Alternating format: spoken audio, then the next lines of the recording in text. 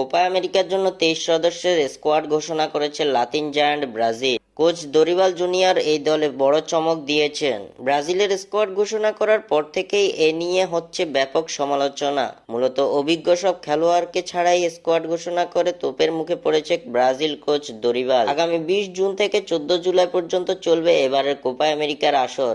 এর আগে দুটি প্রীতি ম্যাচ খেলবে ব্রাজিল। কোপা আমেরিকার জন্য ঘোষিত ব্রাজিলের স্কোয়াডে রাখা হয়নি Neymar Junior, Casemiro, Richarlison, Gabriel Jesus, Matheus Cunha ও ব্রেমারদের মতো তারকা এবং অভিজ্ঞ খেলোয়াড়দের। ঘোষিত এই দলে ইনজুরি কাটিয়ে ফিরেছেন দলের মূল গোলরক্ষক এলিসন বেকার। দরিবালের ঘোষিত এই দলে চমক হিসেবে রয়েছে নতুন দুই মুখ, যারা অপেক্ষা থাকবে অভিষেকে। তারা হলেন ফুলব্যাক হিসেবে খেলা গুয়েলহার্মে এরিনা ও ফরওয়ার্ড হিসেবে খেলা এভানিলসন। এক নজরে কোপা আমেরিকার জন্য ব্রাজিলের ঘোষিত দল।